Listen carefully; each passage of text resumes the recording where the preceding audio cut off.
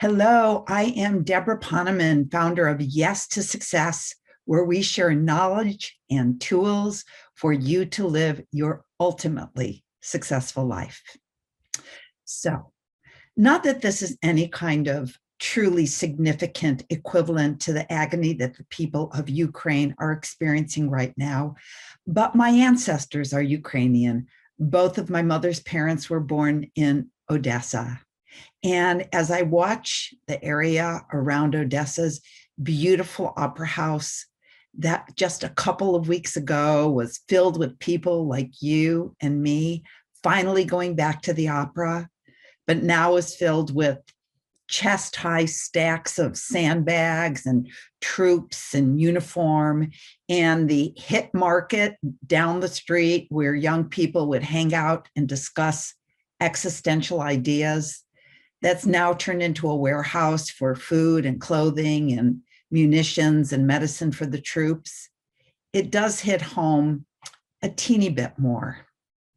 A major attack on Odessa, which is Ukraine's largest port city and essential for the country's survival, would cripple the economy. And unfortunately, it seems inevitable.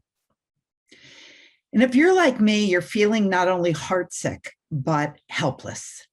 And you're probably thinking, is there anything I can do? Well, today I'm going to share some thoughts, some of my own thoughts in answer to that question. First of all, I would say, don't give in to despondency. I love the quote from St. Thomas Aquinas, who says, while injustice is the worst of sins, despair is the most dangerous. Again, despair is the most dangerous, because if you give in to despair, you become ineffective, catatonic, you can't move. So I would say, don't sit around with your friends talking about the hopelessness of the situation, but rather ask, what can I do? And there are a lot of things we all can do.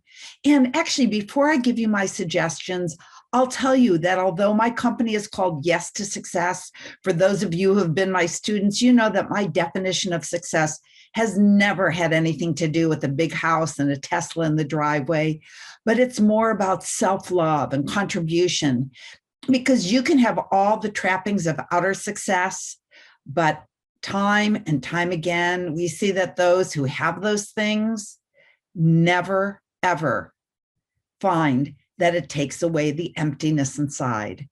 But what will take away the despondency and the emptiness inside is giving, charitable acts, random acts of kindness, contribution. Contribution even increases oxytocin, the feel-good hormone, and decreases cortisol, which is the stress hormone. So how can we give?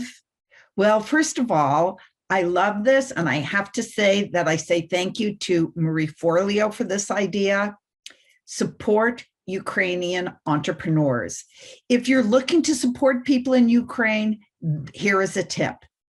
Use the Etsy search function to find sellers specifically in Ukraine who sell digital products. Think things like digital art downloads, knitting patterns, planner templates. Even if the person is in another country right now, they should still be able to process the funds. I mean, there are also beautiful t-shirts, I Stand with Ukraine, but those in all probability are not made in the Ukraine. Those are probably people who had a great idea in the US. But if they were people in the Ukraine, they wouldn't be able to be shipped from there. But buying digital products is one way to ensure resources go directly to a struggling small business owner. Plus, Etsy is waiving all Ukrainian seller fees in a show of support. So again, thank you to Marie Forleo for passing that on. Another thing you can do is to join groups who are intentioning and praying together. Our collective consciousness can make a difference. And you know what happens when two or more are gathered. We know that the power increases. So for example, every day at 9 a.m. Pacific time, 12 noon Eastern, Lynn McTaggart, who is the best-selling author of The Intention Experiment, who has documented proof that her intention experiments in the past have made a scientifically measurable difference during conflicts in Afghanistan and the Middle East. Well, she's now leading intentioning for peace to return to the Ukraine. So go to Lynn's Facebook page for details. And Lynn is spelled Lynnne, and McTaggart is MC, capital TAGGART. And join the hundreds, thousands. Actually, the first time she did it for Ukraine, there were like 35,000 people together. Imagine the energy, the exponential effect of people in those numbers coming together. And as we know, our individual prayers also make a difference. So again, instead of putting our attention on the horror, use the power of your mind to visualize peace. Use the power of your mind to pray, to see all the world leaders turning to love. See Ukraine bathed in light. Send prayers of protection for all of the people and for peace to prevail. And pray for anyone who desires harm to the beautiful people of Ukraine or people anywhere. See their hearts melting in love and compassion and desire for the best and the highest for all humankind. You know, we here at Yes to Success believe in miracles, and I'm sure you do too, but we have to take action to create those miracles. And to end this message, I want to share this beautiful song that brought tears to my eyes last Saturday night when I saw it as the cold open on Saturday Night Live. So before I play the song, I just want to say that I hope to see you next Thursday on March 10th for my upcoming 10-week Yes to Success class.